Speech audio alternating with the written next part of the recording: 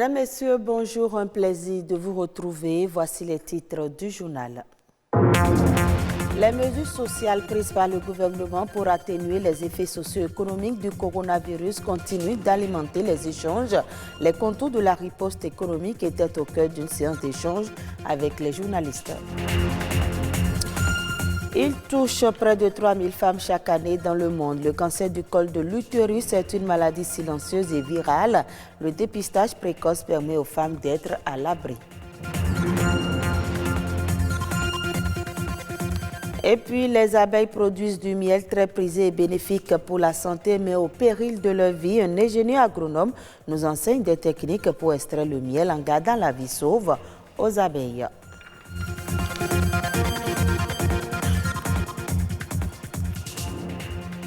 Merci de votre fidélité. 74,12 milliards de francs CFA, c'est le montant déboursé par le gouvernement pour faire face au désastre non sanitaire du coronavirus.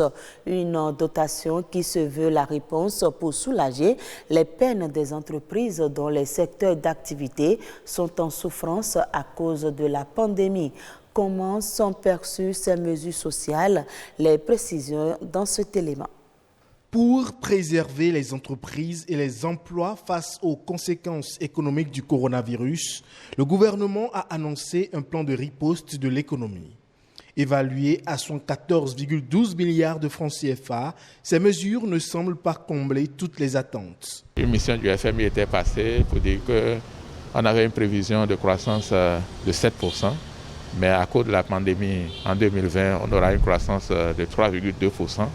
Et quand on est face à un choc de cette ampleur, peut-être qu'il faut faire repasser le budget devant l'Assemblée nationale pour faire une loi de finances rectificative. Et peut-être à ce niveau, il y aura beaucoup plus de débats au niveau des mesures que le gouvernement va prendre. Pour l'économiste, le montant alloué pour soutenir les couches touchées par le coronavirus est acceptable au regard de la gestion de la crise avec la mise en place d'un cordon sanitaire au lieu du confinement.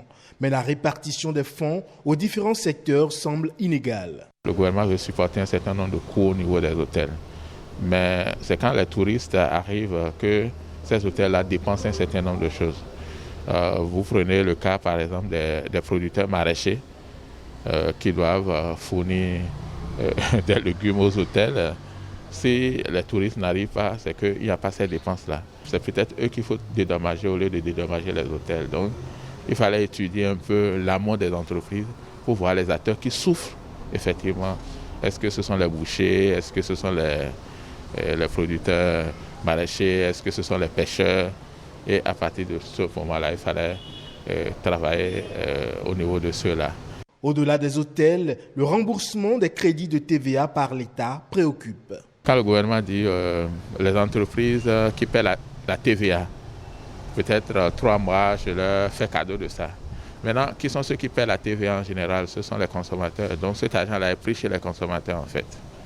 Et voilà, l'État donne ça aux entreprises. Et quand on parle des entreprises, toutes les entreprises ne sont pas logées à la même enseigne. Parce que les petites entreprises qui paient la TPS, la taxe professionnelle spécifique, par exemple, ne sont pas assujetties à la TVA. Donc, quelle réduction fait à leur niveau? Maintenant, si ce sont les grandes entreprises qui paient la TVA, on peut parler d'une sorte de problème d'équité verticale. Si pour l'heure, le gouvernement a annoncé une deuxième vague de mesures sociales, des craintes subsistent et font dire que les attentes risquent de ne pas être comblées au regard du choc engendré par la pandémie. Du collectif 229 contre le coronavirus à la star congolaise Fally Ipupa, en passant par DJ Kérosène de la Côte d'Ivoire et beaucoup d'autres artistes, les artistes africains se mobilisent eux aussi pour sensibiliser les populations au risque du coronavirus. En chanson et en vidéo, ils ont décidé de mettre leur talent au service de la prévention. Dans cet élément que vous allez suivre, ils nous invitent au bon geste à adopter. Patrick Adjaboudjou a signé l'élément. Un contrôleur DJ, c'est l'arme trouvée par cet amoureux de la musique pour dire halt à l'ennemi invisible. le coronavirus. Corona, tu n'es pas mon ami. Corona, tu n'es pas ma copine. Corona, je ne suis pas ton ami. Corona, tu n'es pas mon copain. C'est pour ça que je te dis Corona, tu vas quitter sur le côté parce que tu ne peux pas passer par moi, Corona. Ici et ailleurs, chacun s'y prend à sa manière pour afficher sa haine contre cette pandémie qui vient à la charge avec son lot de psychose. Au Bénin, il faut éviter à tout prix d'être une victime du Covid-19. Pour cela, 15 artistes forment de leur voix une barrière, Corona Blocus.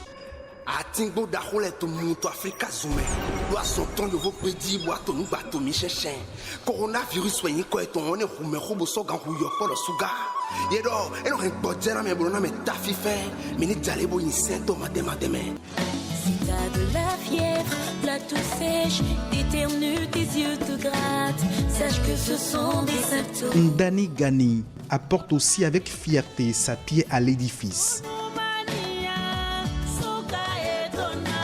En tant qu'artiste, ça fait un plaisir de participer à cette chanson de sensibilisation puisque je me dis que quand même c'est la meilleure manière du moins d'atteindre la population.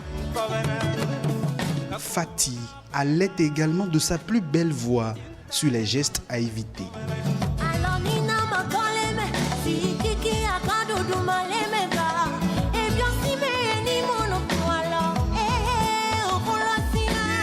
Une partition enchaînée par Adjima, Le Bim, José Elmar, Fafa Rufino, Sergent Marcus et celui qui porte la voix de l'ancienne génération.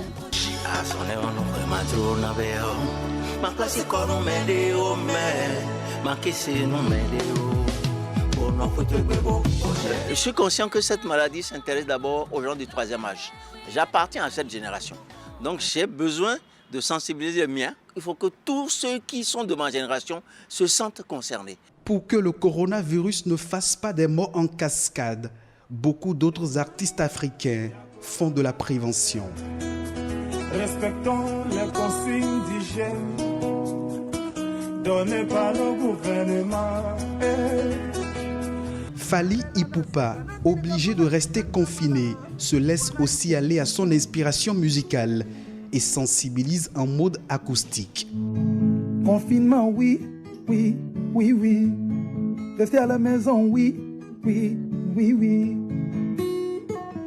Entre déni de la maladie pour certains et insouciance pour d'autres, plusieurs personnes banalisent les mesures barrières. Erreur. Le Covid-19 fait des morts et personne n'est épargné.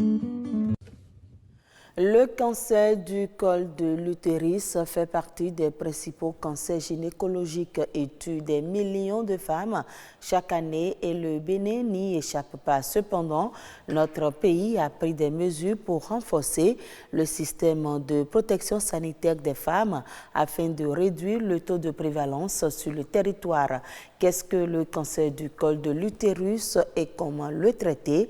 Un reportage Olivier Aklakou, Marianne Bossemende. Le cancer du col, ça va être l'apparition au niveau du col de l'utérus de cellules qui vont se multiplier de façon anarchique et qui vont entraîner des conséquences graves sur l'organisme et qui peuvent entraîner la mort. Et sur 300 000 décès de femmes pour cause de cancer enregistrés en 2018 dans le monde, le cancer du col de l'utérus est responsable des 2/3 selon l'Organisation mondiale de la santé. Il est classé deuxième cause de mortalité chez la femme après le cancer du sein. Au Bénin, sur 4 300 cas de cancer, toutes formes confondues, enregistrés en 2018, le cancer du col de l'utérus représente 25% selon le ministère de la Santé. Le mal est dû à plusieurs facteurs. Le principal élément qui cause le cancer du col, c'est l'infection à un virus qu'on appelle le Human Papilloma Virus. C'est un virus qui se contracte par les rapports sexuels. À côté de ça, le tabac aussi est un cofacteur important.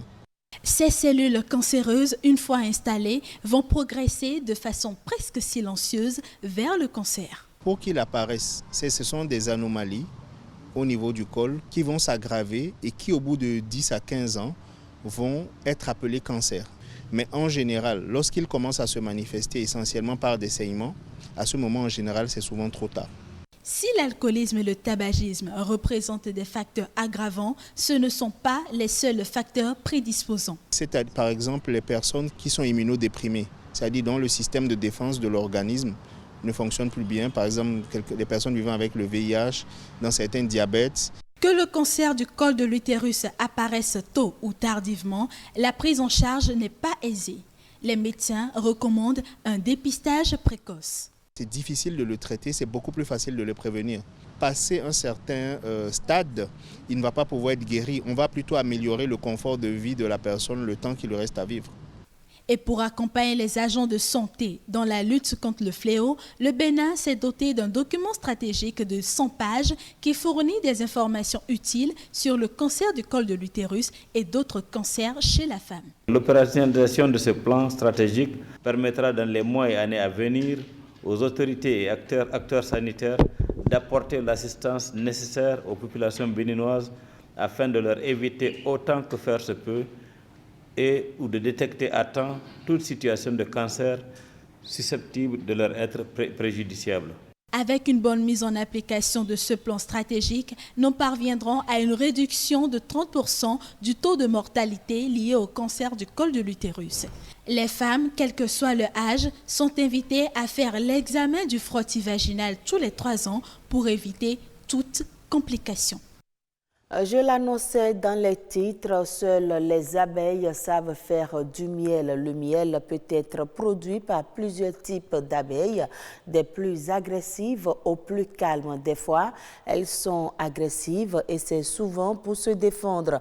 Cette réaction est souvent justifiée car ils se retrouvent en danger lorsque les producteurs doivent extraire le miel. Leurs niches sont détruites et les abeilles sont même tuées. Cependant, existe-t-il des moyens pour extraire du miel sans arracher la vie aux abeilles? Olivier Podécon, ingénieur agronome, revient sur l'importance de l'existence des abeilles et leur rôle dans la conservation de la biodiversité. On l'écoute. Dans le monde, nous avons jusqu'à plus de 20 000 espèces, mais au Bénin, on peut retenir l'espèce mellifère qui est Apis mellifera indica. Nous pouvons avoir vers le nord des abeilles de couleur jaune qui sont un peu plus petites et agressives, mais elles sont celles-là qui produisent plus de miel. Et quand nous descendons vers le sud, passant par le centre déjà, nous avons celle-là qui est noire, un peu plus grosse, mais l'autre étant moins agressive, elle produit moins de miel. Sans les abeilles, il faut dire qu'on aura des difficultés à obtenir par exemple de bons fruits. Cela suppose que déjà dans nos vergers, il est bien d'installer quelques ruches afin de profiter de ce rôle de pollinisateur que jouent les abeilles. Autrement, le miel ou les autres produits de ruche sont utilisés dans l'alimentation et dans beaucoup d'autres industries cosmétiques pour la commercialisation. Quand nous prenons le nord, les gens sont fiers de prendre le miel du nord, mais c'est du miel chassé. Cela voudra dire quoi? On détruit, on tue les abeilles et on va récolter leur miel, ce qui est écologiquement est mauvais. Donc, ce qu'il faut retenir est qu'au Bénin, nous avons le miel. Mais pour avoir le miel de bonne qualité, il faut aller vers les apiculteurs professionnels. Hors du Bénin, au Cameroun, le déficit de production de riz est évalué à environ 500 000 tonnes cette année. Le ministère de l'Agriculture annonce un programme d'aménagement de 35 700 hectares qui devrait permettre d'ici 2023 de fournir 350 000 tonnes supplémentaires. Le déficit sera alors réduit à 86 239 tonnes de riz si la demande n'augmente pas. Entre 2015 et 2018, les importations de riz du Cameroun se sont chiffrées à 652,6 milliards de francs CFA, soit en moyenne 163 milliards par an. Et ainsi se referme ce journal. Retrouvez cette édition sur le site de l'ORTB, www.ortb.bg.